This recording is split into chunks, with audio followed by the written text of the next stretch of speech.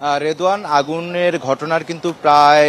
৩.৫ ঘন্টার মতো অতিবাহিত হয়েছে। এখন পর্যন্ত কিন্তু আগুন নিয়ন্ত্রণে আসেনি এবং ফায়ার সার্ভিস থেকে চেষ্টা চালাচ্ছেন, এবং যারা ফায়ার সার্ভিসের যে সদস্যরা ভেতরে কাজ করছেন তাদের কিন্তু কাজ করতে কিন্তু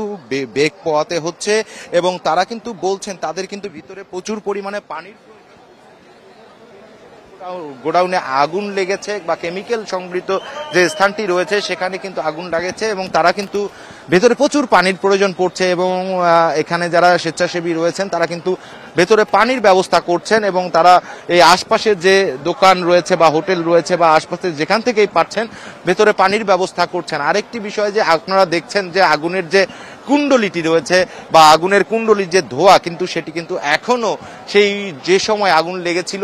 প্রায় ৩.৫ ঘন্টা আগে, সেটি কিন্তু এখনো আমরা লক্ষ্য করছি, এবং এই ধোয়ার কারণে আশপাশের যে এলাকাগুলো রয়েছে সেগুলোতে কিন্তু আমরা দেখতে পেয়েছি যে এক ধরনের এই যেহেতু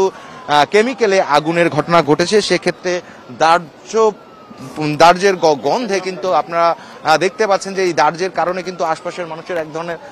ঝাঁঝালো যে গন্ধটি রয়েছে সেটিতে কিন্তু আশপাশের মানুষজন যারা কাজ করছেন তাদের কিন্তু কাজ করতেও কিন্তু বেগ পোহাতে হচ্ছে। এবং ডাবল ধামাকা অফার, ওয়ালটন ল্যাপটপ পাওয়া যাচ্ছে নতুন ছাড়কৃত মূল্যে।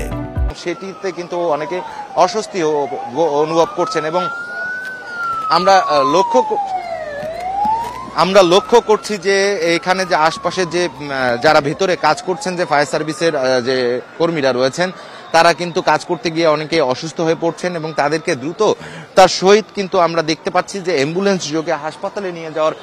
ব্যবস্থা করা হচ্ছে। আরেকটি বিষয় যে এখন পর্যন্ত ফায়ার সার্ভিসের আমরা যতটুকু জানতে পেরেছি ৩১টি ইউনিটের বেশি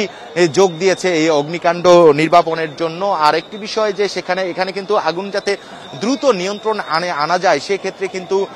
বিমান বাহিনী এবং সেনাবাহিনীর সদস্যরাও কিন্তু ভেতরে এই অগ্নিকাণ্ড নির্বাপনের জন্য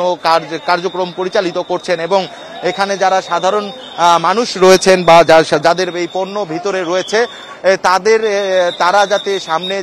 ফায়ার সার্ভিসের কার্যক্রম যাতে বিঘ্নিত করতে না পারে এই জন্য আইন শৃঙ্খলা বাহিনীর পাশাপাশি বাংলাদেশ সেনাবাহিনীর সদস্যরা কিন্তু নিয়োজিত রয়েছেন, এবং তারা কিন্তু সাধারণ মানুষ যারা রয়েছেন তাদেরকে